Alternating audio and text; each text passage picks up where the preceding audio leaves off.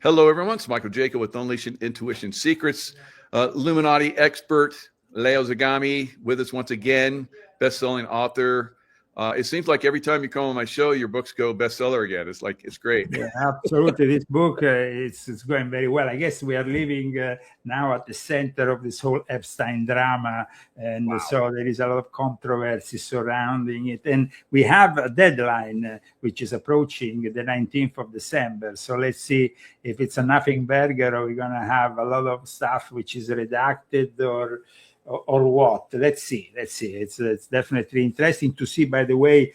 The few photos which have been published show Steve Bannon highly compromised, but also these technocrats and people like Bill Gates, of course.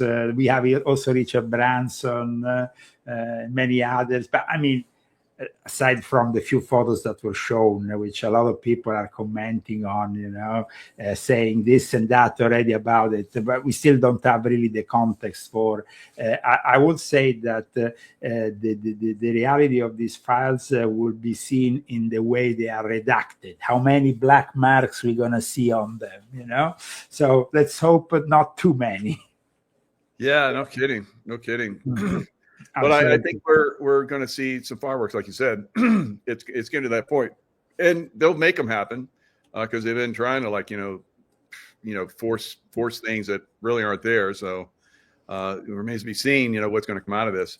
I think that you see the reality of politics has been compromised, unfortunately, and we are seeing instead gradually the rise of the technocrats and the AI taking over the whole show, and that is going to be really what we're going to have in the future, as well as a war which is approaching. I mean, we are seeing Europe really on the verge of war, and that is sad for me. At least I come from Europe. Of course, I still have a lot of relatives there and friends, but the reality is that they don't have any intention to have peace in Europe.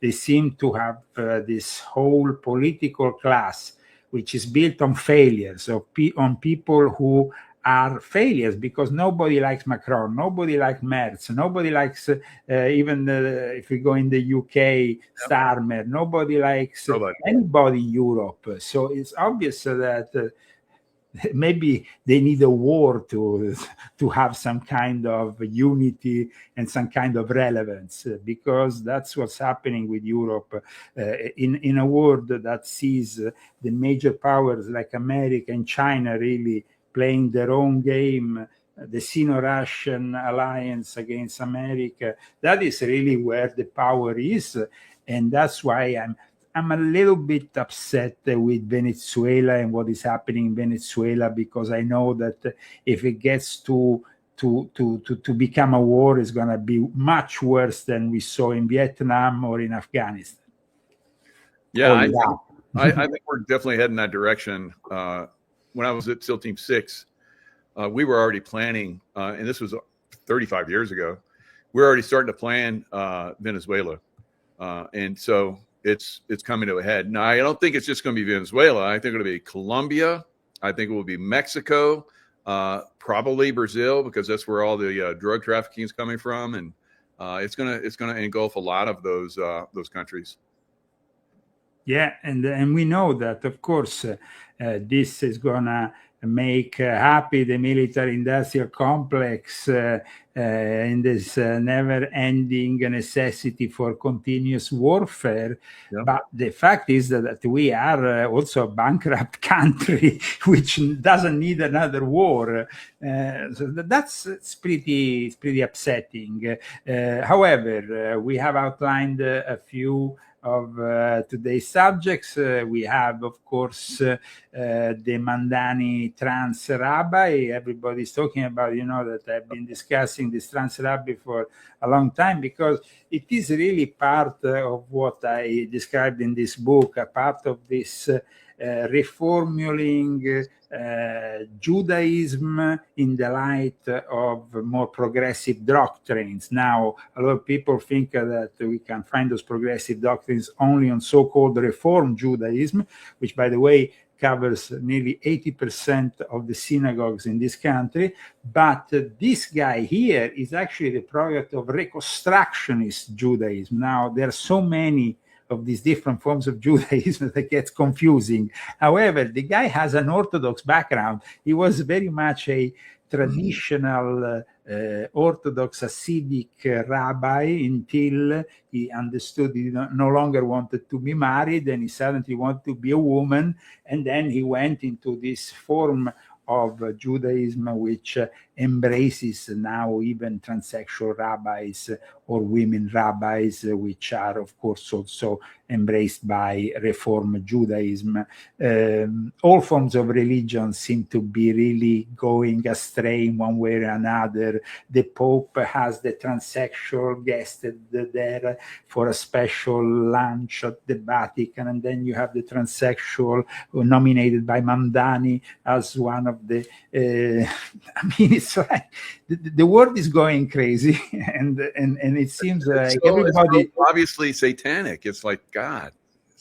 Let's not forget that we had a former mayor, Rudy Giuliani, who liked to dress up as a woman. Really? I didn't even know that. Wow. Well, actually, if we go on YouTube, we can find a video of him dressed up as a woman with Donald J. Trump. Whoa. Was Donald J. Trump dressed up as a woman? No, thank God he didn't have that. All right. He didn't cross that line yet. He wasn't, he didn't go into that realm. No. There's a lot of criticism that we can move against Trump at the moment, but we can never say that he wasn't really always somebody who liked fine women. And so, I mean, even the photos that are coming out of the Jeffrey Epstein estate or archives are indicating that. Thanks God. Yeah, I've had a lot of people that told me Rudy Giuliani is a very bad alcoholic, really, really bad. Well, I mean, we always had this J. Edgar Hoover. I mean, there is some very particular figures in America that seem to have had some kind of, J. Edgar Hoover liked to dress up in drag. That's right. Yep. And had a male partner. So yes. Now, we don't really still know the whole story about Bubba, but we leave that aside. In any case, Bob or whatever they want to call it. Now, let's move further from these trans highlights, which seem to have been compromised at the beginning of our show. But because Mamdani is about Islamo-communism, Islamo-wokeism. It's a reality that, as you know, exists only in the West, because if a guy like Mamdani was proposing these things in the Middle East, he would be beheaded together with everybody else in his council. Now, absolutely, it's quite incredible, that people don't understand that there is an incoherence here that unites the left and Islam in spreading their tentacles here in this country.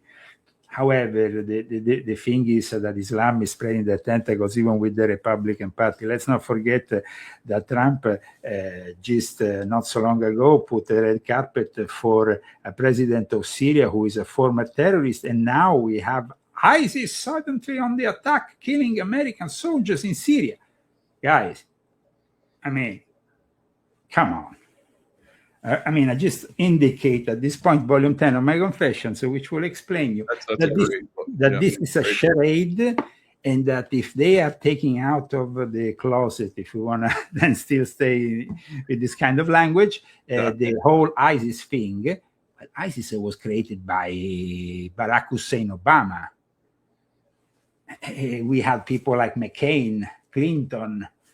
I mean, why suddenly we have this ISIS necessity? Is it because we need to have some kind of strategy of attention on that subject rather than another subject? Is it like they can fade the interest from one thing to the other? Like, okay, we have just taken a tank full of oil from Venezuela, but then we suddenly had the revelation this week made by an American congressman that maybe Venezuela has Russian nukes. That will make Trump jump on his seat and say, okay, we can't move war against a country that has Russian nukes. So at that point, we have to fade the interest on one thing and rise it on another. It's like interest. It's quite interesting to see how the big brother works on top of us, on the strategy of attention and tension. I would say that in Europe, they are now pushing towards a strategy of constant tension with what is happening with Russia, with what is happening with NATO, with what is happening with having to refinance NATO and refinance the politics of the military industrial complex in Europe. Because up until now, as you know, before Trump, it was all on us Americans to support the defense of Europe. Suddenly things have changed. But you can't convince 500 million individuals with some kind of radical brainwashing on a massive scale. We need those weapons. I mean, Europe is is also a place on the verge of bankruptcy. With they don't have after they abandoned the fossil fuels from Russia, Germany is really having a lot of problems. Germany is the heart economically, industrially of Europe. And it's sinking more and more towards a stage which we have not seen since 1939. Now we know exactly what happened in 1939. It was the invasion of Poland at the beginning of the Second World War. So I hope that we're not, pushing towards that direction. Now, it's also true that Germany, continuing this idea they can eventually move military to defend Europe with others win. The reality is that Germany is fueled with LGBTQ people that don't have any idea. I mean, if we go back in time, the creation of the Wehrmacht, of the forces that made the Second World War initially go in favor of Germany was because you had a formation of years of Hitlerjugend, of preparation of these Germans who thought they were the superior race. Now, if you go to Germany, you find a bunch of people who are confused about their own sexuality, let alone the race. And I don't think they will make a great army in defense towards instead the Russians, who are very compact and very ideally very united. You know how important it is in the military to have a unified object and mission. Yep. Europe doesn't have that unification. The ideologies are varied, but also, like I said, today Germany is not the Germany of the 1930s. It's not the Germany of the 1920s. It's a Germany that is having a lot of problems. It's a Germany that was forced into welcoming 1 million Syrians because of Angela Merkel, and that cost her a political position, but also invaded Germany with Islamic people that don't integrate most times. And so it creates more and more problems, aside from, of course, collapsing the very system Germany was built upon. Well, really all of Europe has taken in the Islamic and, London and all these. Now, Trump is basically going against them. Remember when Trump came in the first time, I think less than a year after he came in, he killed al-Baghdadi, who is the leader of ISIS in Iraq. And that was huge. So now it looks like we're back at it again. But the thing is, Trump said to us that ISIS was finished, and now suddenly ISIS is actually manifesting again, but is manifesting in Syria, where you have positioned yourself a president who knows those people from his own personal background, and Al-Assad instead is playing video games in Russia. That's what he's doing most of the time. They said that the guy. So I mean, you have some good intel. No, but it's quite incredible. For Al-Assad is at times he's in Moscow, at times he goes out some, but he's really not doing anything. Now, 2 U.S. soldiers and a civilians killed, several more wounded in central Syria in this ambush. It seems really weird what it stands for, this whole thing. Then I want to tell one thing. I'm not happy about laying the red carpet for Mamdani in the White House. I thought that was disgraceful. I thought that Trump will pay politically the price for doing that. And in fact, now who is the main opposer to the ICE policies of Donald J. Trump? And who is showing actually a video on how and promoting even an app again. And Mamdani suggests the New York police may arrest ICE agents enforcing federal law. Trump, you let that guy in the White House, and you had good words for that guy. I would have arrested him on the spot. I know, right? I think it's maybe a setup. He's letting him, like a fish.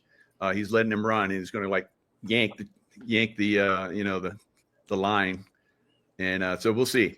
But I think a lot of these places are going to have to put up with federal troops coming in pretty soon, and that's not going to be their choice anymore.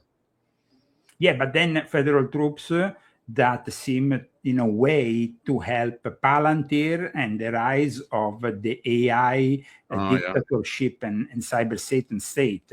So it's like just recently we had Trump signing an executive order. Now we don't know if this executive order will then not be contested. Probably the majority of states will appeal it. But however, that executive order wants to control federally the AI. Now, we know that the Republicans have never pushed for anything that wasn't, liberation from federal control. Now, suddenly we have Trump promoting federal control. So a little bit of a disappointment there, because we know that Peter Thiel is probably way too close to Trump and the whole dark enlightenment lobby, which included, by the way, Steve Bannon, who seems to be, at the moment, I don't have any good words for Steve Bannon, because I think that it's pretty clear that this guy has betrayed everybody. And yeah. The guy was there trying to help Jeffrey Epstein clean up his image. No, that is not something that I can agree on in any way, shape, or form. Now, another topic of today is, of course, the House's satanic child sex ring, which has been discussed for a brief time by the media, but now seems to be gone in oblivion. Once again, nobody seems to want to discuss what happened in Australia. There was basically 4 men were charged in Australia. And 4 Australians that were involved with an international satanic child sex abuse material ring. Now, like David Icke said the other day in an interview, and I agree with him, Jeffrey Epstein is not the only guy who ever did a human trafficking, pedophilia. No. Actually, he was relevant because he was connected, of course, with Israel. He was connected with the Sabbath and Frank. He was connected also with a lot of power. Yep. And Hugh Hefner did the same thing. Yep. There's this thing going on for a long time. But there is other rings. There is a variety of powerful people involved with pedophilia. And it's very important that we understand now. This whole thing that saw the New South Wales State Police identifying and arresting the Sydney-based network. It's laudable, but why? They have arrested these people. They had a bunch of material. I have also found possible connection with the Order of the 9 Angles, by the way, which is an order which promotes this kind of. It's very much in bed with the pedophilia and with also promoting satanic rituals around pedophilia. Because this is not about what we have seen with this House's satanic child sex ring. Is that it's not simply a sex ring, it's also satanic, use of satanic symbolism, use of satanic rituals. and so that is definitely scary. And part of all of these elite circles, they all do it, and they all do it. So like we can say that probably the 26-year-old that was arrested, who by the way was called Landon Germanotta Mills. I think Germanotta is also the surname of Lady Gaga. But this guy is probably just an scapegoat for some more powerful people that will never get arrested in a million years. Absolutely. So it's sad to see that at the end these powerful people behind them will probably get away with it, and there is not been any more further discussion. Also, another thing I noticed when it comes down to this news coming from Australia, it was not touched at all by the European media. People in Europe told me, Leo, we can find this news anywhere. It's like they didn't want to touch it. It was like, so why is that? I haven't seen it anywhere until I saw it on your website in that article. That's wow. Yeah, but my article provides also video from a news, from Australian news. It provides the possibility of going into deeper research. And as you can see, something was said in the Australian media, but then it kind of like, it ended up there. It was like there's no further discussions on this whole thing. Now, going back, why is it so much of a connection to? Because I've had many guests that have been part of the system, and they all talk about Masonic influence. What? Yes. Well, I mean, I remember still to this day, I was taking this car ride. I had been at a very important Masonic meeting back in the days, almost 20 years ago. I was in this lodge in Livorno, I think it was Livorno, yes. And then after there was this lieutenant colonel from the Italian Guardia di Finanza who gave me a lift back to Rome because he was there in this meeting. So, we start chatting about things. He's a guy who was involved with the Italian. It's a little bit like the finance police, a mix between the IRS and the military, because that's the kind of training they have. And we discussed about pedophilia and the discussion, when you drive in a car along, suddenly we discussed about pedophilia rings, and he said, listen, Leo, arrive to a certain level, we cannot touch them. Wow. And that's it. And I was like, okay, whatever. I mean, fine. I guess no one has the balls to do that, but and maybe those that do, find out the hard way not to do that, and that's why no one else does. He said that often also these rings somehow ended up in the Vatican, ended up with Vatican connections, and that was even more untouchable and made everything even more untouchable. Dang. So, when you see also the blessing in a private audience, which I have included also in my book, of Jeffrey Epstein and Ghislaine Maxwell by a pope who is now a saint. Bless them, yeah. Oh it makes you really understand that this world is pretty screwed up place. That starts to make it all come together. Wow. Now, that in one of our latest articles, I talked about that a really weird dentistry room in Little St. James that they tried to cover up as being, Jeffrey Epstein built this room for one of the girls who was studying dentistry. Yeah, sure. But does that mean you have to have the most creepy masks hanging from the walls of Adolf Hitler? Crazy. Yeah. I mean, and it said that maybe this room was also used for abortions, by the way, not only for the dentist. Oh my God. So it's like dentistry can be, and that from being in the field, a very interesting and very evil form of torture, because if I get your dentist to torture you, you're going to give up any secrets possible and imaginable, like in the movie Marathon Man, which right there, yeah. It's went into his nerve. Oh my God. I think it's the worst form of torture possible. I can't imagine. I mean, yes, I through some training for torture, but there's no way I could I can't imagine I that. could say that maybe the worst torture than that will be if I don't know. I mean, if I go with an iron on your balls, you know. Yeah, I know, right? So, yeah, that would be pretty tough. That would be pretty tough.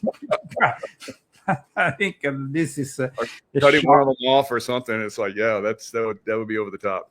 But yeah, that's definitely you know, unbelievable. No, and it is unbelievable. And this is the room. The room. With these creepy masks. That's what the heck.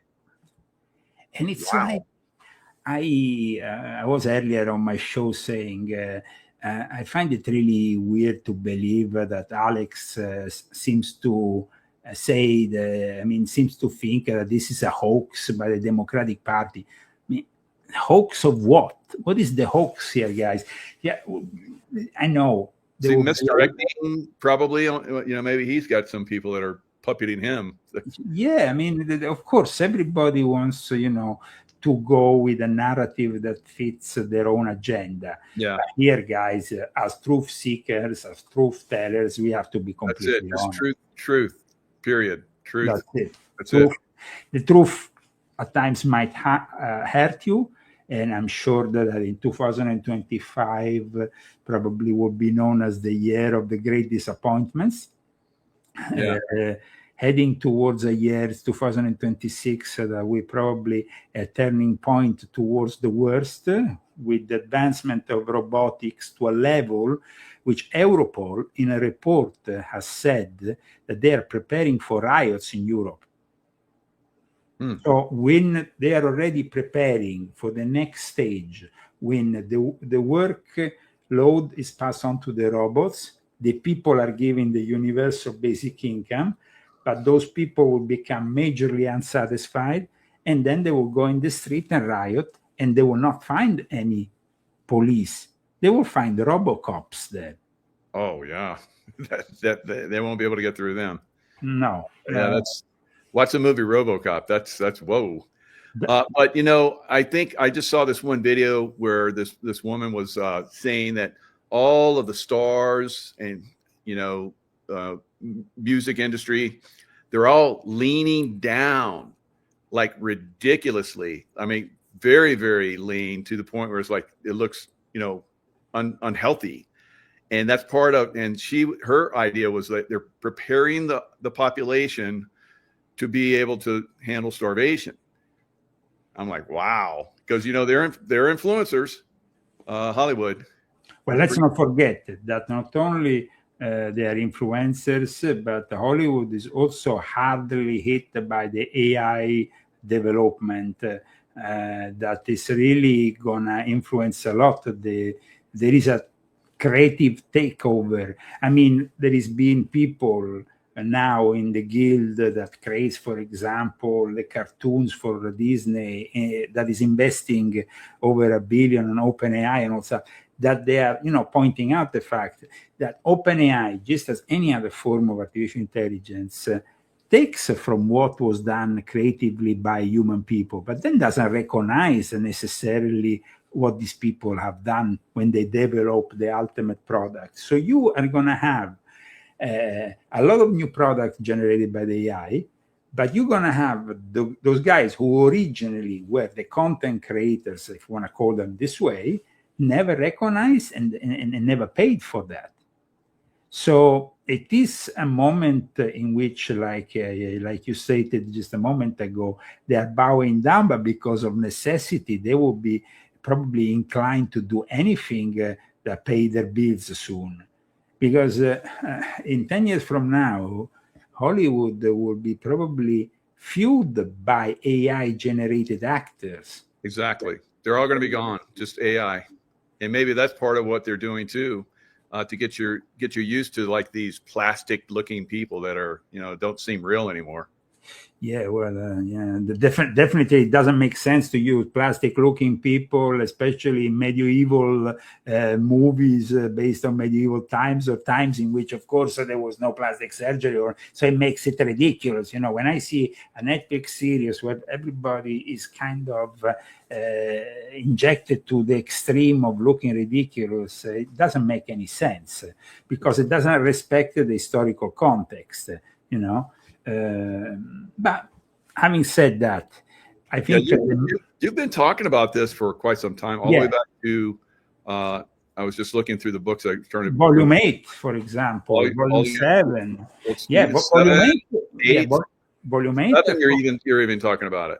Confession of the Illuminati, volume, not 666, but Occult Roots of the Great Reset. Nope, you're right. In Volume 8, I focus, let's say, on how Hollywood is being taken over by the AI and how the directives came directly from Davos and from the Great Reset. So it's part of that agenda, because we have to never forget that all these producers, all these big investors in the Hollywood are every year to be met in Davos. In what you are showing now, Volume 9, which is part of this trilogy of the Cyber Satan, which is Volume 6.66, Volume 7, Volume 9, I also show how Ukraine is an experiment for the rest of Europe, possibly even the rest of the world. Wow. What is happening there by also they are forcing a merger of your ID, your bank card, your passport in one, all in the name of security and of necessity out of a war that is impending. And of course, it creates that, it facilitates that pact with the devil, if you want to call it, that diabolical Faustinian pact.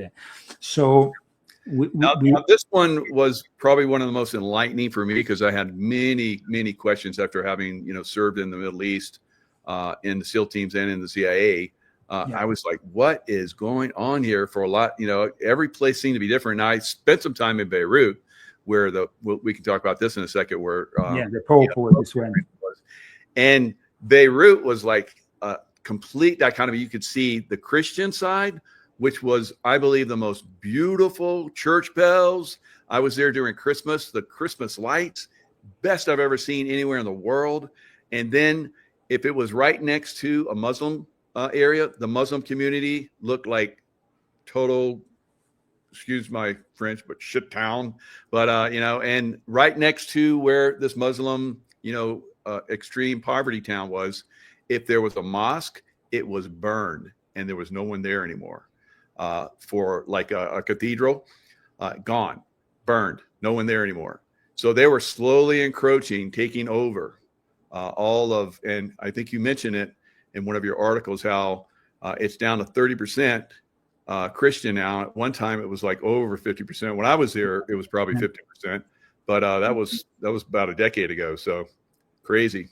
No, it's important that the Pope, went recently to the Middle East. He first included Turkey, of course, in his journey. Turkey, you have to understand, Turkey is the most modern country in the Islamic world. Yep. It was modernized, though, by the young Turks when they fomented then the rise of what will become Ataturk. Ataturk was a guy who took over the role that was of the Sultan and the Ottoman Empire that kind of crumbled, but it was also because Western Freemasonry, France, but especially England, wanted the Ottoman Empire to collapse. And from that collapse, unfortunately, comes all the problems in the Middle East, because the Ottoman Empire was most of the Middle East. And so today, everything that we suffer in regards to any place in the Middle East is because, Egypt was part of the Ottoman Empire, Syria, everywhere, Jordan, all those countries didn't exist. They existed after, and they were almost an artificial construct, like I explain in my book that you read, Volume 10, of British or French Freemasonry, who also, they kind of divided their spheres of influence in the Middle East. And then we had also some element of the Germans also that comes in.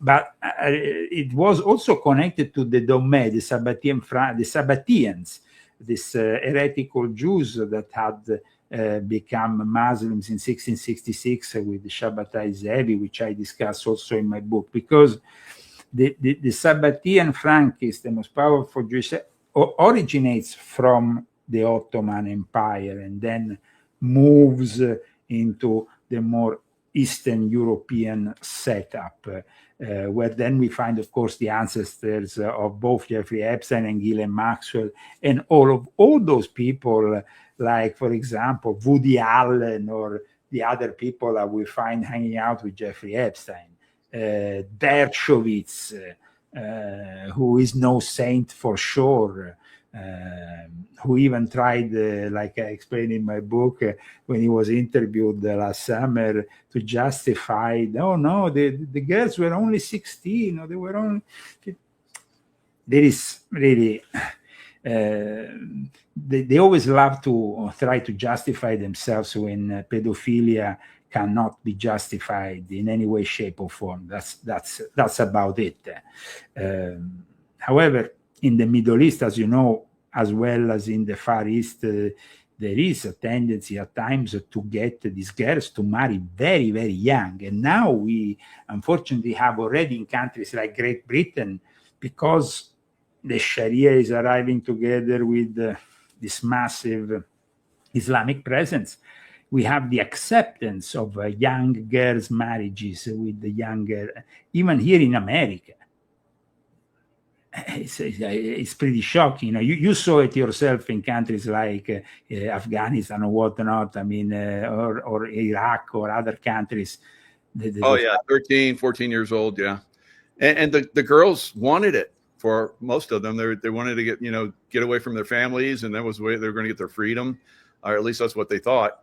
But didn't. Yeah, but then it becomes, I heard the stories. I remember I had a friend many years ago in England who was the girlfriend of a very dear friend of mine, who escaped from one of these situations in the Middle East, married forcefully into a marriage she didn't want. And it was a shocking story of survival, really. Now, you showed the image of the mausoleum of Ataturk. It's very important that people understand what the Pope was doing there, because the Pope, the first thing he did was to homage Mustafa Kemal Ataturk. Now, Mustafa Kemal Ataturk is no saint. He wasn't actually even a Muslim, to tell you the truth, because he was a Domme. He was actually himself a crypto-Jewish part of this. That's one of the accusations that often resurface even in the Turkish media. But Ataturk is an untouchable figure in Turkey. You can't criticize Ataturk. You will be arrested. Still to this day, you will be arrested. Now, Ataturk took over the power of Turkey in a very simple way. He invited the most powerful imams in Turkey on the Orient Express, beautiful train, that arrived in Istanbul, famous train. He put them all there. He bring 200 prostitutes, and then he blackmailed them for the rest of their career. So, I mean, that was the very pragmatic way that Ataturk saw the use of religion. Ataturk was a Freemason. He had been initiated in Thessaloniki. I explained that in this article. So why does a pope go and pay homage to a Freemason, the first thing he does when he arrives in a Muslim country? Makes absolutely no sense. Now, the only other country that has a significant Masonic presence to this day is Lebanon.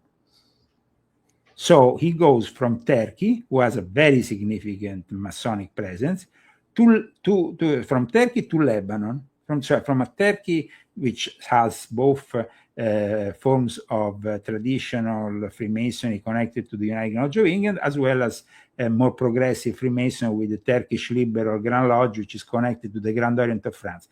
But in Lebanon... I was actually in Turkey about a year and a half ago. I used to have a house in Turkey. Oh, my God. Awesome. I used to have There's so much history there. I loved it. I loved the food, loved the people. They were very nice. They're very secular. They're not, extreme Muslim, which I'm not. No, they're not extreme. No, honestly, yes. But I had this at the time, because my first marriage was with a Turkish woman. So I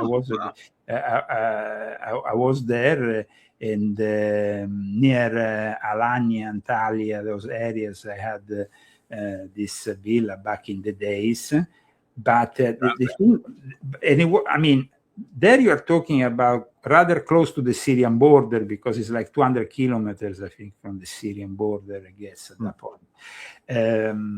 But there is an underlying belly of more radical Islamic thought, and there is also a camouflage moderate Muslim thought.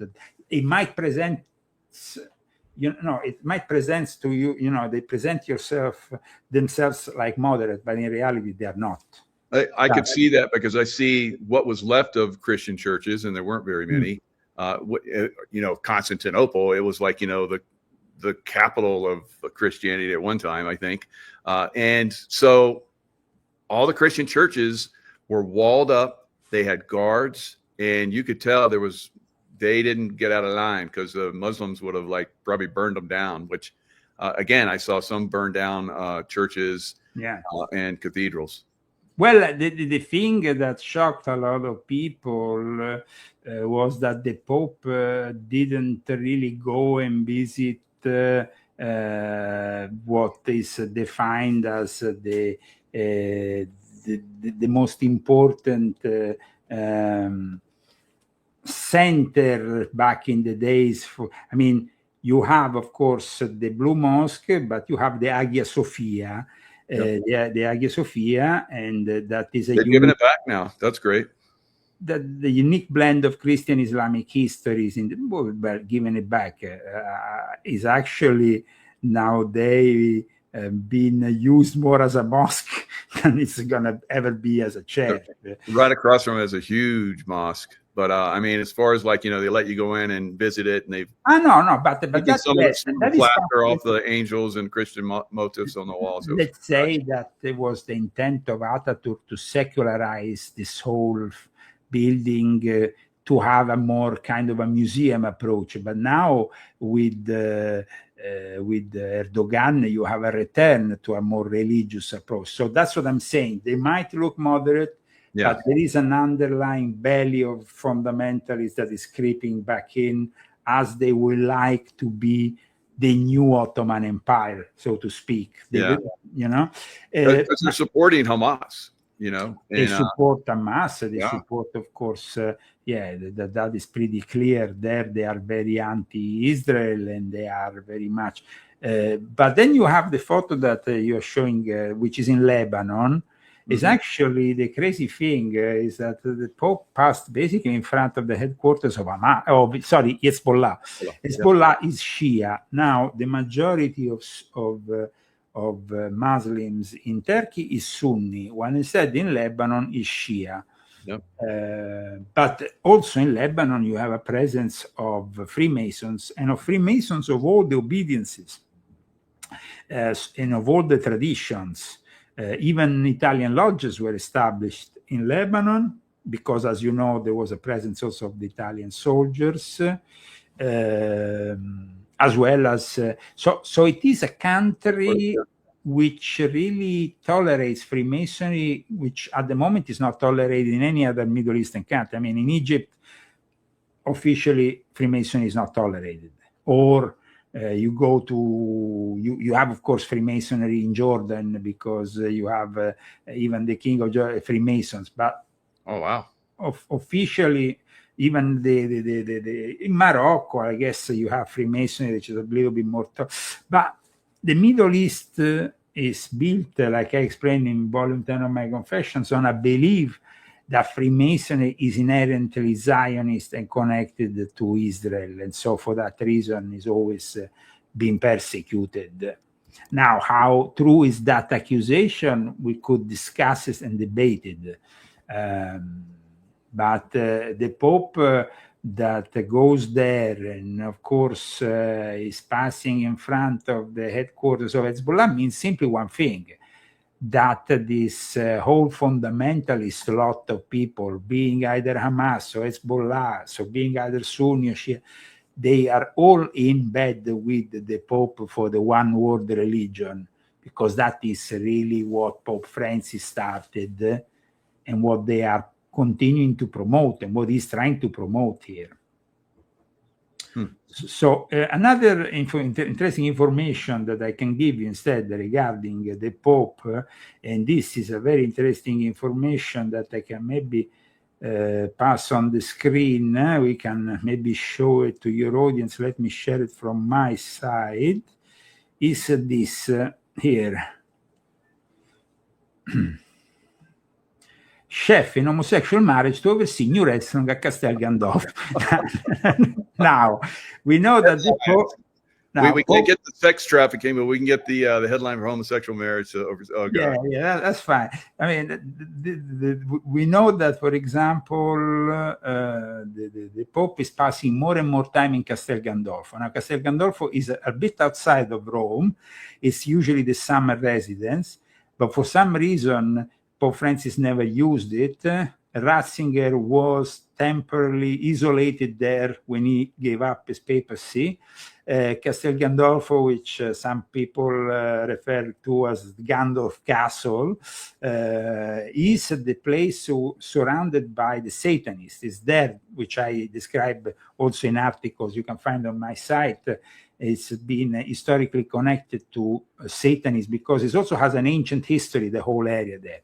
Now, Art Smith, a celebrity chef, longtime LGBT activist, will help run the restaurant currently being built on the grounds of the Pope's retreat. So he has a nice restaurant with a homosexual chef. And that's how it is, guys. Well, at least he's not like Obama's chef and dies in 3 feet of water. Well, yeah, that definitely was a very strange thing that happened.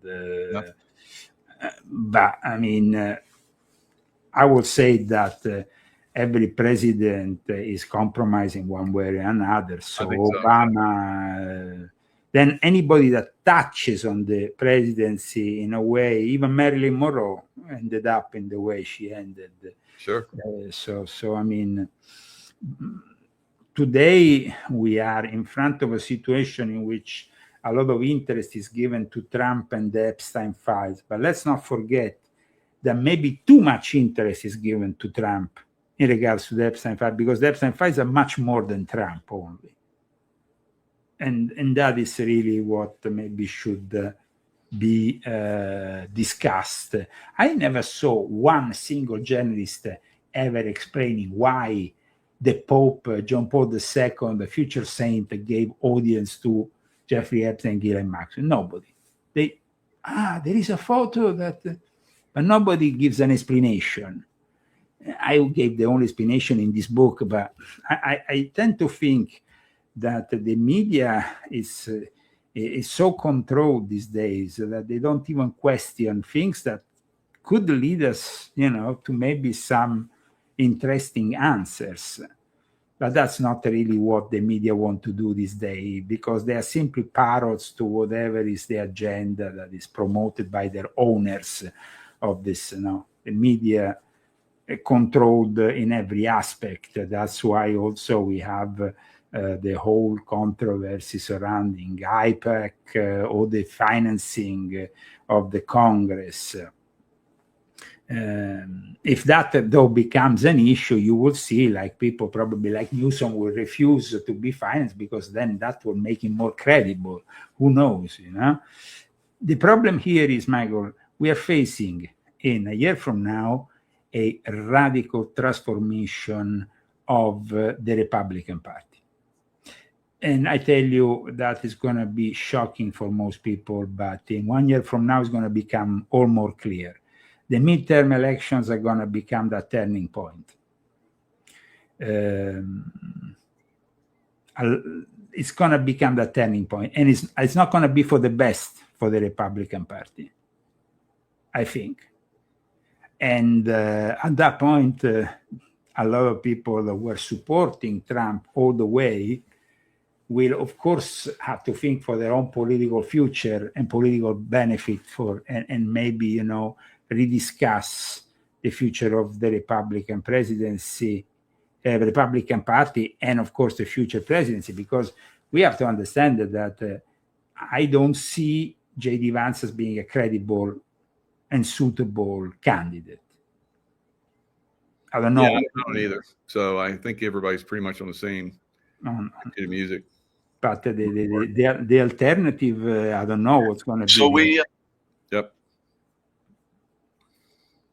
You know, then of course, regarding Europe and any American involvement, well, I think there is a lot of talk from of course Trump and of course his administration in support of certain populist parties that can oppose the left, but it's talk, because then now they are talking about this leaked secret plan to break EU nations away from Brussels' grip.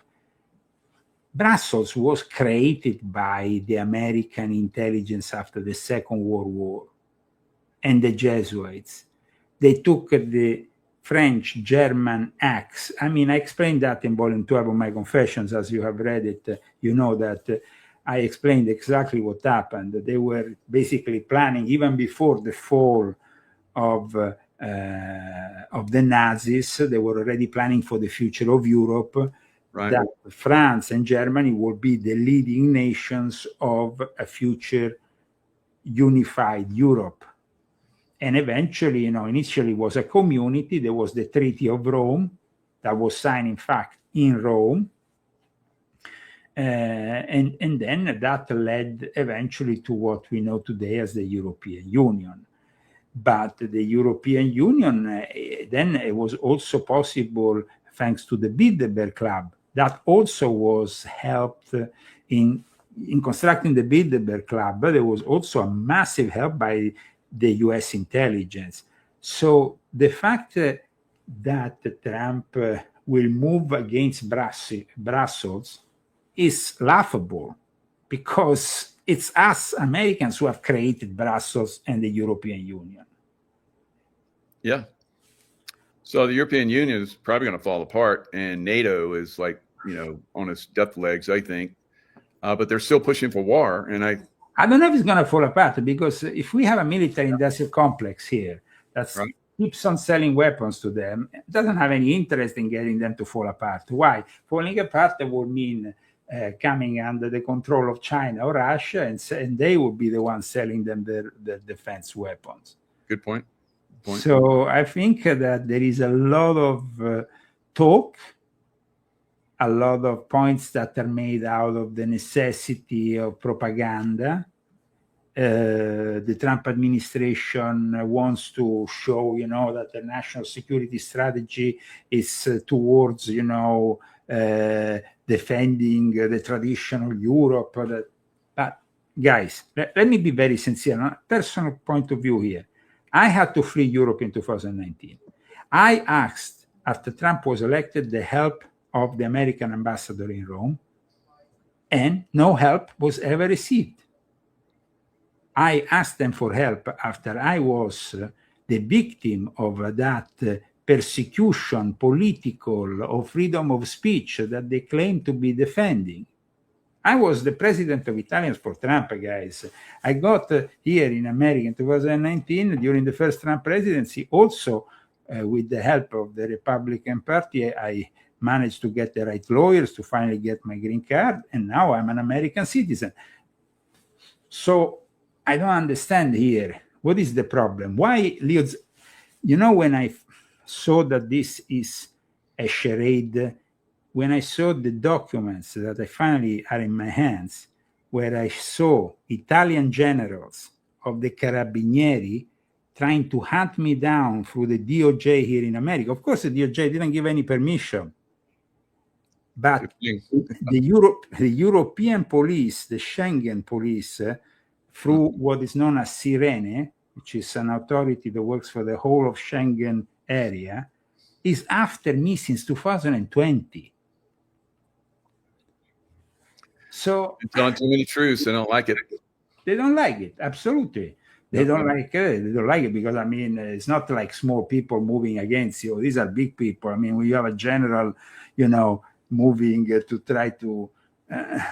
Well, you have very big following in Europe. Well, I still have a following. Royalty behind you. It's like that's one of the reasons probably why I have following in various. I mean, let's say that I still have, friends and following in Italy, but also friends and supporters in other parts of Europe. Nice. But people need to understand here that there is not really any intention to wage war against these technocrats, because if America wanted to wage war against these technocrats, they have the means to do it, and they're not doing it. So Europe is. What do you think about this, Leo? This came out today. Belarus frees opposition figures as U.S. lifts some sanctions. So it sounds like they're moving in the direction of normalizing relations with the U.S. normalizing relations. But because Belarus is basically Vladimir Putin, and so Putin is trying to normalize relations with America. We heard it recently. I mean, it's been quite outspoken about the fact that he wants to normalize relations with America, even if Europe is completely contrary to that. So the thing is, I mean, I understand that publicly Trump is saying certain things regarding Europe. Okay, let's see if what he says then becomes facts. Mm-hmm. Because here we are really talking about a lot of speculation. But when you say that you are endorsing Giorgia Meloni in Italy, Giorgia Meloni is a fake conservative.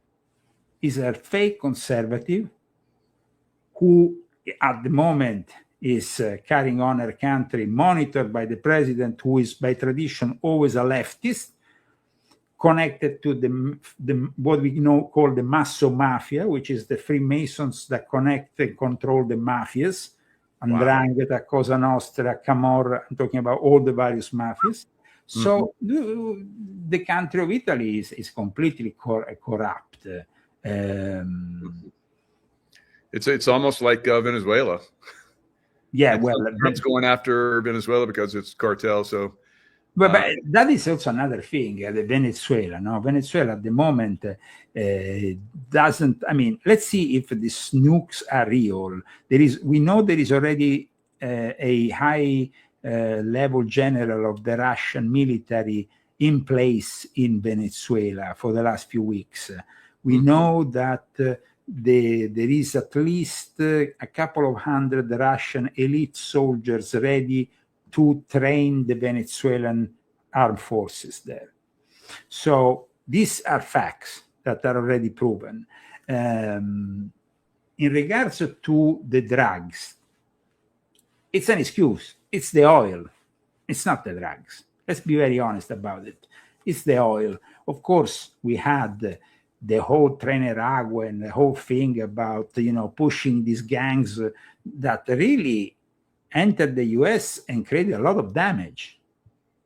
But do you think that Renewal and the others gangs were not in contact with the CIA or had some kind of, way of, I mean, if I enter with 10 people and machine guns in a building in Aurora, in Denver, I would be arrested.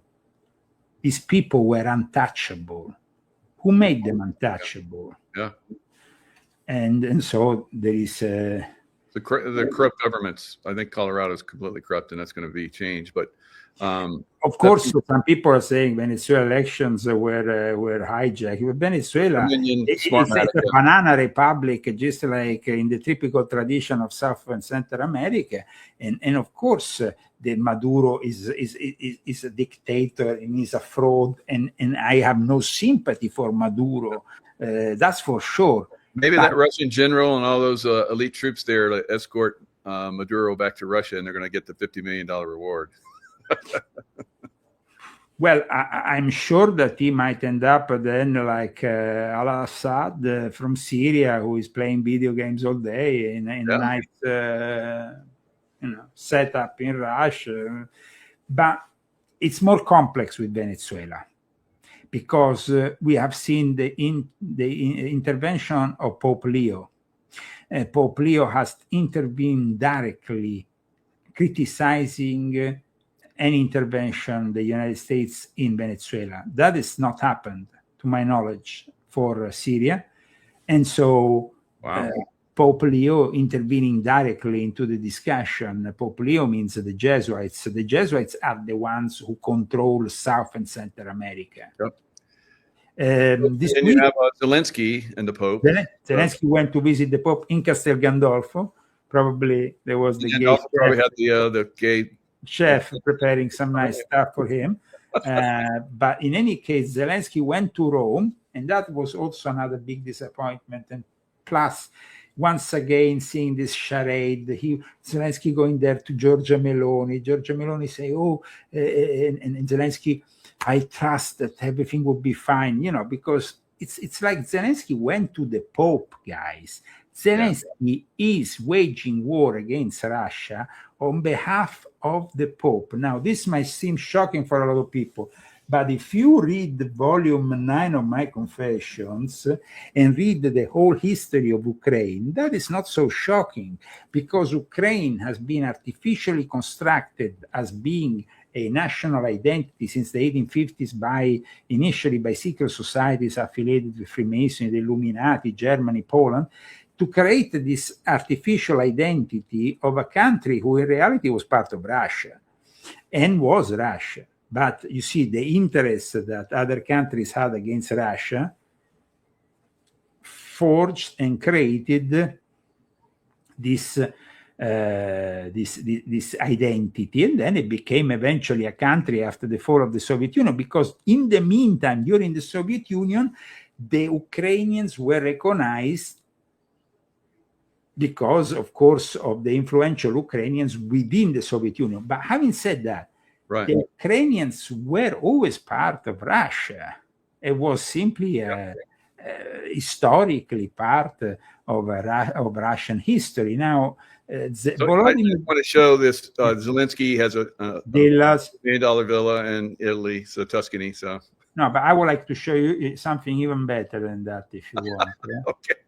Okay, no, because then people always say, but Trump here, Trump there, Trump everywhere. He promised us the end of this war in 24 hours. Now, after a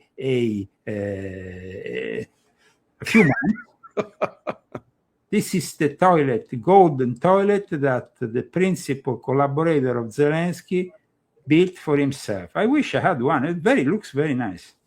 Saddam's palace had a bunch of that, had golden toilets and sinks and stuff. Yeah, well, I mean, it's incredible. I actually got to sit on one. It's like a regular toilet. It's no big deal. No, sitting, okay, but I mean, it can be kept. I think that it can be kept clean and everything very easily. I mean, it's gold, so it's very easy to. Yeah, maybe. Yeah, in any case, maybe it kills bacteria better. Who knows? Yeah. Let me tell you, this toilet was built with mine and your money. With the money that we pay in excess when we go to the gas pump, when we go to the supermarket, when we pay taxes. Absolutely. That's what's frustrating about it. Totally. Trump promised America first, and America has not been put first. Because, guys, I'm fed up of giving money for other countries. We could stop this war in Ukraine in 24 hours. And it's always the same thing. Trump issues the thing, and then he gives then the Europeans and Ukraine don't agree. I think the Europeans NATO keeps interfering with the Of course. That's a problem. Because Russia, Trump met with Putin in Alaska. I think they had a really good plan, and the Europeans keep getting in the way. They keep saying, just blow that off. We'll support you. We'll give you money and weapons and so forth. Like we said, who created the Ukrainian identity? The Germans, the Polish. Like I explained in my book here, orders like the Order of San Stanislao, these are order of knighthoods that go back hundreds of years, very influential in Ukraine and Poland, and Catholic order, a Catholic order that goes back to the Vatican. Only a month ago, the Vatican celebrated a special mass for the Ukrainian forces with the Secretary of State of the Vatican, Parolin. they are waging war because it's about expanding the power of the Church of Rome instead of the power of the Orthodox Church, which was very influential up until the beginning of the hostilities. They were persecuted. The Orthodox churches were persecuted that were not under the Ukrainian approved, sanctioned, patriarch, whoever that is. It's always about the control of also the religion. This is also a religious war. It's not only, So Zelensky goes to the Pope. Involved, Yeah, and so Zelensky, how many times did Zelensky go to the Pope? Zelensky has already gone to the Pope in the summer. Has gone to the Pope other times. I mean, maybe I don't know how many times. I should count how many times Zelensky went to the Pope. But the amount of times that Zelensky goes to the Pope demonstrates he's taking his marching orders from the Pope. And it's a Pope that is in no way friendly to Donald J. Trump, because, of course, it's the Jesuits behind Leo XIV. It was the Jesuit Pope who, since 2023, prepared this gentleman to become Pope.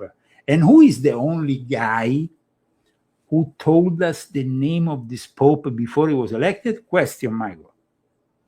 The only American journalist / MAGA influencer who said the name? Steve Bannon. Wow. And we go back to Epstein and we go back to the whole show. Yep. So it's like, I think that if Russia, and I think that's their intent, I think they will actually take Odessa, the port, because Europe does not want Odessa taken. They've even said the difficulty there. But if they take Odessa, that's the end for Ukraine. Then Europe has to. But I tell you why they're not going to take it. Okay. I'll tell you why. And I explain a little bit about in volume 9. Odessa is the headquarters of the Grand Master of Ukrainian Freemasonry. He and the rest of the Ukrainian Freemasons are very influential. They have already had hostilities with Russian Freemasonry about it and stuff.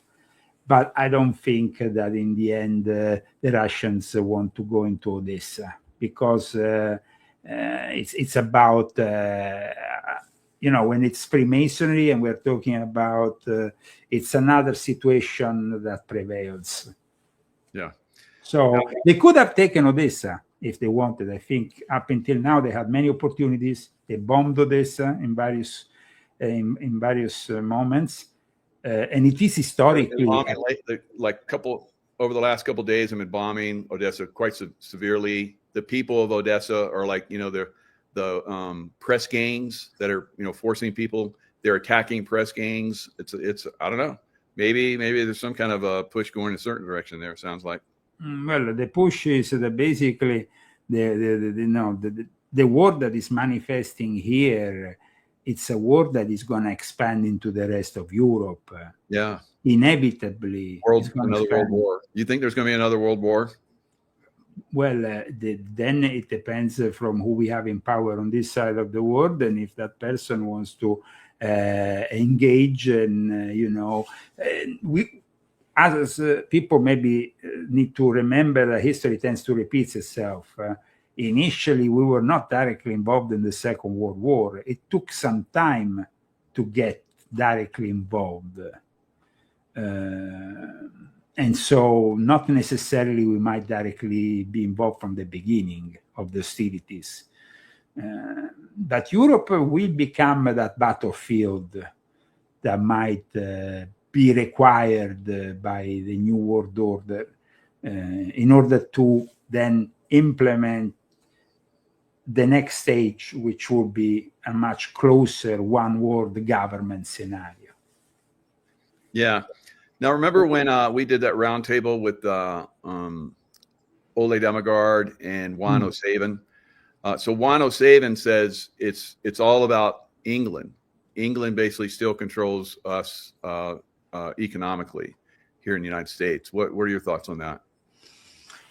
England is very much historically waging war with Russia for over 150 years. I mean, they've been at it for a long time. They're the ones who have been pushing NATO to get involved with this hideous war from the very beginning. I tell you, I know that from people within the English armies. I mean, I know it directly. They were training the Ukrainians. They were behind the coup. They were there from the very start. Just the other day, there was actually a British soldier that was killed in Ukraine, and there has been at least 20 UK soldiers that have been killed.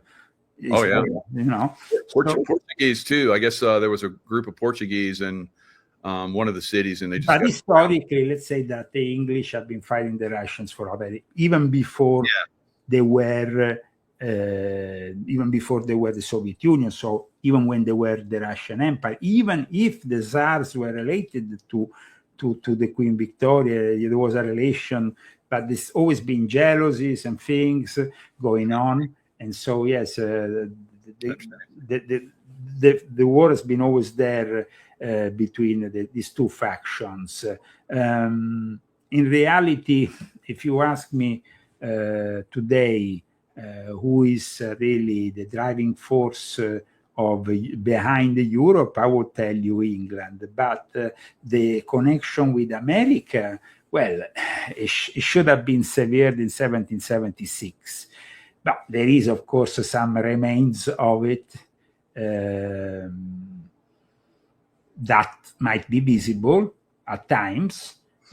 Having said that, we officially severed this in 1770. So there is people who tend to bring back the fact that in reality we still bow down to the British imperialism and to the monarchy in some way.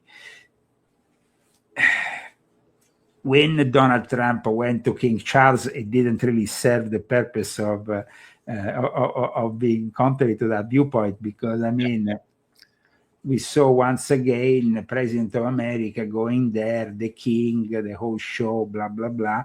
We have also walking in front of the, both times he was there, walking in front of the Queen and walking in front of the King. And, we discussed before this, going all the way back to Edward III, who started the Order of the Garter. And then the Knights Templar after that. And so Donald Trump is a Knight Templar. He has, on his mother's side, he is a Scottish heritage, which basically traces all the way back to Edward III.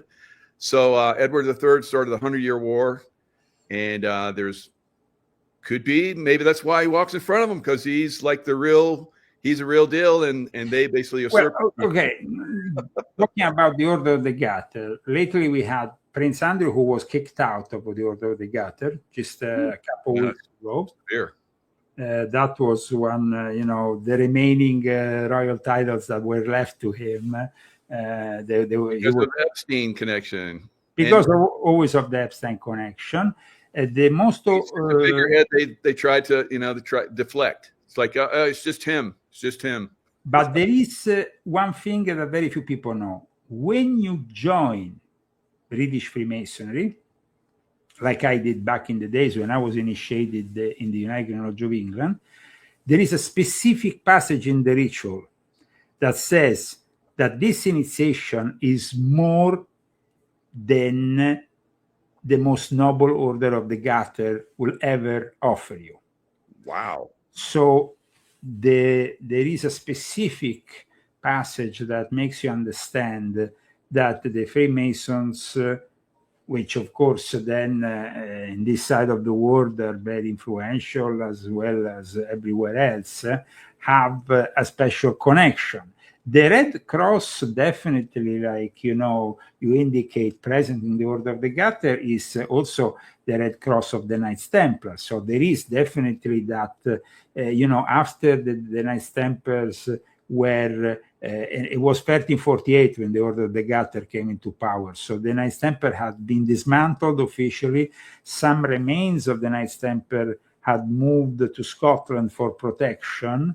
Right. And actually, they also inspired the birth there of another important order. But then at that point, King Edward of England felt he will take on this cross, also connecting it, of course, dedicating it to St. George, which itself is a very important and venerated saint for England. Yeah. Wow. And you're potentially connected to Trump as well. No, I mean, yes, my bloodline in Scotland, yes, we have a common ancestor with Donald J. Trump, because he has this link. You gotta get you guys meeting. We have this link.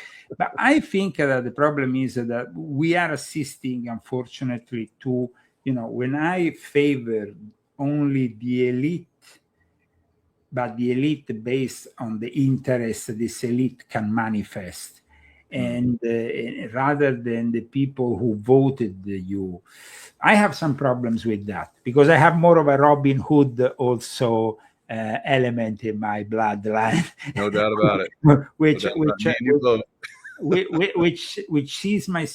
which I see myself more in, defending the people's interests rather than Peter Thiel, or rather than some other, me too, Elon Musk or whatever, or the Saudi prince that comes there and I put him a red carpet. Now, like I explained in my book, the latest book dedicated to Jeffrey Epstein, that then there is this whole connection within the Sabbatean Frankists and the British nobility, the British royalty, that saw also the nobilitation of the Rothschild family, the fact that they started to mix with the nobles, royalty. And they established Israel, and they established Israel thanks to that. Star and all that stuff. Yeah, it's they never established Israel, part of Israel. They established Israel, and Israel became a manifestation of that idea that they had in England, in the Puritan circles, about bringing first the Jews back to England, where they had been kicked out, and then back to Israel for the manifestation of the end times. It seems that the plan went well. So now what we're going to see next? I mean, what is the next step that they're going to undertake? Rebuilding the Third Temple? Is it going to be about manifesting the Antichrist as well as the Messiah? It is this really that we have to think about. The cyber Satan, AI, robotic reality, aiding a force that we were warned would be the force of the mark of the beast. And so it is important that we understand that everybody like Trump trying to do good things initially, but then of course finding itself in the hands of these people that are definitely in charge of Washington, D.C. This drainage of the swamp has been I mean, have you noticed that Trump has not discussed the drainage of the swamp for the last few months? It's not been a mention. So why is that? I mean, why is he not interested in draining the swamp? Because that is what we should be. And then at the same time, though, we have another interesting element that today I want to bring you out in the last minutes of our show. You remember I talked about in 1991, Les Wexner had created this Jewish study group, this mega group. I don't know, we discussed it in the past, now when I discussed my book. Now, one of the members was Steven Spielberg. Steven Spielberg, who is now going to be bringing out a new movie that is kind of being placed as a turning point for the revelation of the alien reality. They even claim, some sources, that maybe he might have access directly himself to UFOs in the making of this movie. But Steven Spielberg is also part of this whole clique of people. And then, of course, we have a lot of talk these days about this comet that is passing and everything else connected to it, either as a way of bringing more disinformation to the fold, or either or something really revelatory that is going to happen. So I think that the UFO phenomena thing, which there's been a lot of talk about, is still unfolding and has still some kind of moment that might manifest more in 2026. So what is your idea, Mike? So yeah, it's a possibility. Very, very strong. I think it's going to manifest. It seems like they are, pointing towards letting us. I mean, Trump understands that he needs to do something dramatic to make us come out of this negative loop of sorts. Maybe that could be a possibility to bring him, to bring his legacy to an historical. I mean, he has how many years left? He needs to leave his legacy. I mean, for me, if I was president now, the most important thing would be my legacy. When I'm in the second mandate, I don't have any more future in politics, and I will be retiring as a private citizen after 2028. So I think that could be a point that maybe Trump would like to touch in a way. So that might be, but at the same time, we're going to see how the UFO disclosure is going to also affect how the AI is threatening democracy, how the AI is manifesting, because as you know, I have always discussed since volume 7 and volume 9 also the topic of reverse engineering at the basis of the AI revolution that we have today. As a product, the AI as a product of this AI revolution.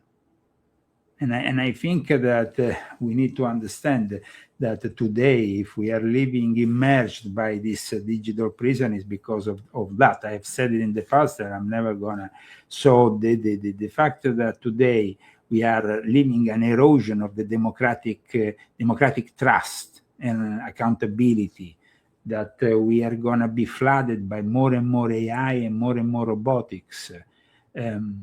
How much of this artificial intelligence is already in our present politics?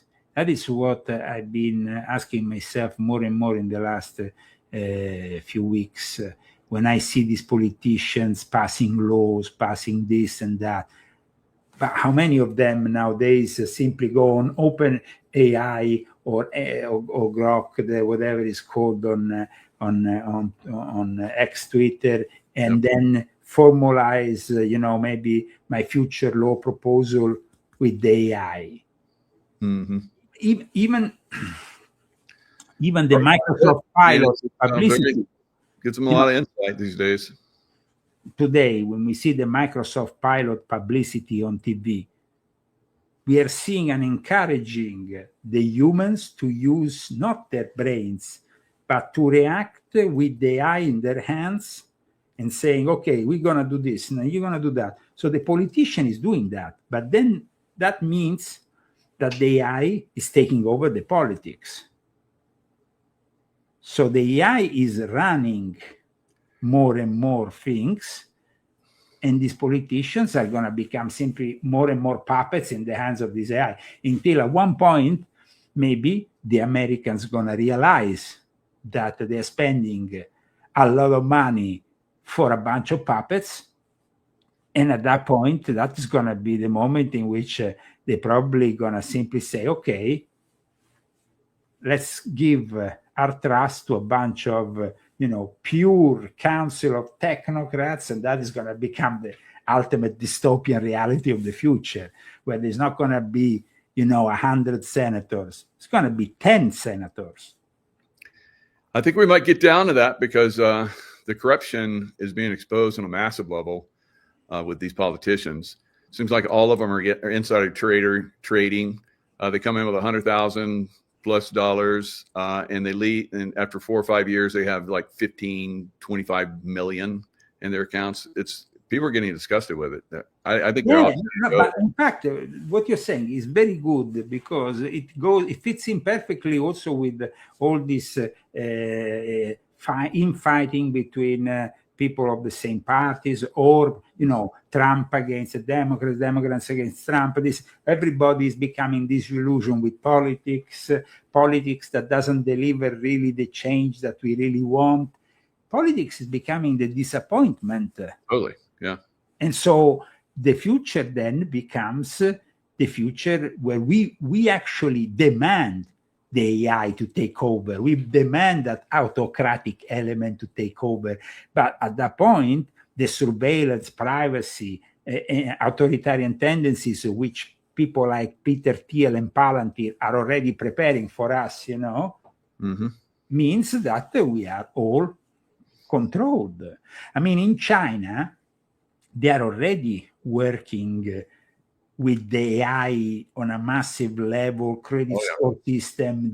I believe China is winning the AI war, and they probably will win it, actually, unfortunately. But what is winning the AI war, Michael? Because really, winning, yeah, it's a good point. What is winning? Where you have more control, where you're using more AI. If I become a dehumanized shell of a man in the hands of the AI, is that going to make my life better? No. It's we see, for example, where all this is heading, and it's heading in a direction in which the humans are definitely becoming. Now, let's be controversial for the last few minutes of the show. Nick Fuentes, the guy has never had sex, and he's a 27-year-old male. He describes himself as an incel. What the heck is that? You have never had sex, 27 years old? What kind of man are you? No, but that is and he has millions of followers who are like him. Millions, yeah. He has some good points. He's quite a conversationalist, but you have a good point. I mean, is that the future of so is that the future of the younger generation? It's not even like he's a human. Okay, so we will have people like him who hate women, who basically live this reality. But then the children will be produced in a laboratory. You go and purchase them at the supermarket, and it becomes a society which is really something out of the worst sci-fi movie. And it's already there, Leo, in a lot of different ways. But my daughter confided to me that she's given a bunch of her eggs. She went through a very high-speed program where they only select like 1% of the population, and so she was able to give all these eggs, and she got tons of money for it. And I was always wondering how she did so well, but she got so. Elite people would come in and buy those eggs because it would have her background. She has like my background, her mother's, and all that, So, just it was pretty impressive. So people bought those eggs like crazy, so what I'm like, I'm out there like hundreds of times now. So like, what the heck?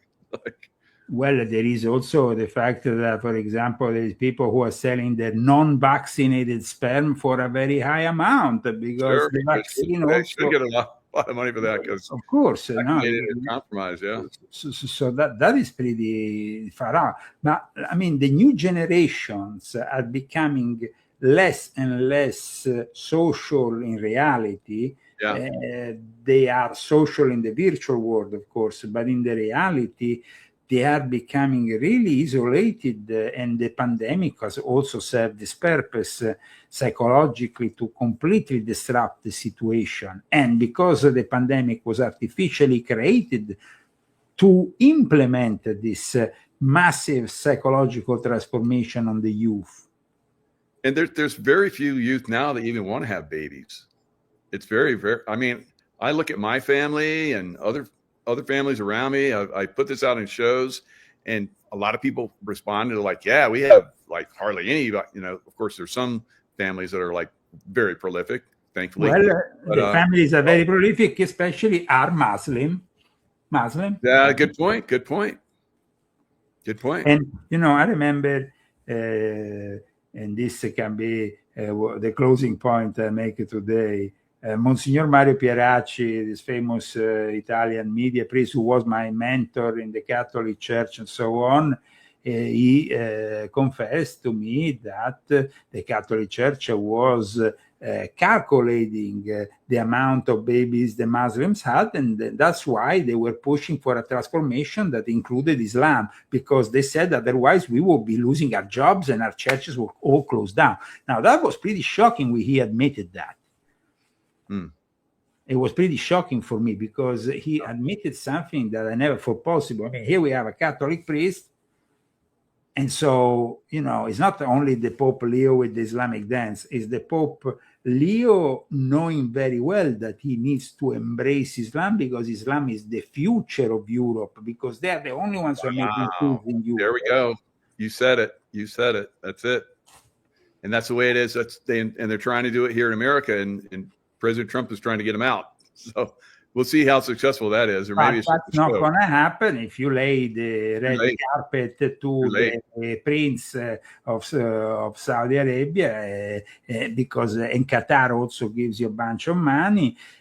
Guys, let's not forget, I mean, I explained it here in volume 10. Qatar has invested heavily on Newsmax out of all media. Wow. So interesting. That's, makes you understand that they are, I think that people have heard of Dearborn, Michigan, a place where the majority of Muslims voted in 2024 for Donald J. Trump. So, good point. Yeah. We have to be very realistic with these things, because otherwise we tend to maybe, I understand. Overgeneralize. Yeah, we can't, because I've been to Muslim countries. Yeah, they have extreme Islamists there, and they really screw things up. But for the most part, they have good people. Muslims just like everybody else. Absolutely, they have very good people just like everybody else. So probably when it comes to the family, religion is a problem. Religious religion is the problem, but also, I mean, the families, the Islamic families, have a concept of family that at the moment seems to protect those traditions in a better way than we as Christians have done, because our Western society is fracturing, and these people instead are producing babies, like we just said. So for the end of this, well, I said Christians weren't producing babies, and you said Muslims were producing. So we're both right. So very good point, and that's why they're pulling them into all these European countries and America. In America, and it's expanding. Like I said in this book, is 6 million. Soon, in 10 years from now, it's going to be 12 million, and then you're going to have entire states of the United States of America in their hands, because the occupation is methodic. Then you have countries that are very rich in oil, like Saudi Arabia, Qatar, or whatnot, who finance the big mosques that open in the cities. And you cannot stop them, because oil is their gold, and we still have a necessity for that oil. So they seem to be pretty strong. For them, oil became from the very beginning that gift from God, from Allah, that will help them expanding. And it seems that's what's happening. So thank you so much for having me on your show. It was a great chat today. Oh my God, good job. Thank you. We end up at 2025 though with a positive thought. I hope that we can all spend our Christmas, this Christmas, in the best way possible. I hope all our viewers will have really their dear ones next to them, and that we can share this tradition, which is primarily a Christian tradition, all together. Yes, beautiful. Well, Merry Christmas and Happy New Year, Leo. Thank you very much. Merry Christmas to you, to your wife, Tracy, and all the people who are following us, remembering that maybe 2026 is not going to be so nice on us. We can at least enjoy this 2025. And let's pray. Let's pray, because maybe the power of prayer is still... It's still very, very valuable, yeah. Very active, very possible with prayer to form and shape the reality, because a reality is shaped by our thoughts, and so our thoughts need to be positive. I know it's not been an easy year, also for you and for many of us, but we need to have a positive resolution for the new year, even in the face of all these adversities. And let's hope that even Trump realizes certain mistakes, and that affordability is not a hoax. If I go into the shop or if I go to the gas pump and I continue to pay more for Zelensky's golden toilets. Take care. All the best, guys. All the best.